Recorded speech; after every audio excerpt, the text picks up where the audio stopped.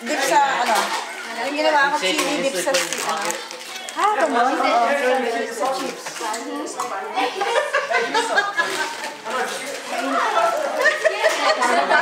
Parang chili mo. Bumili nga ako nakalata. Kasi kung bubuksan ko, mag-ubus ko. Nilagyan ko ng ground beef. Kasi hindi ko magbuksan-buksan ko mag-ubus ka ako. Si Bebe, di naman mahilig si ganyan.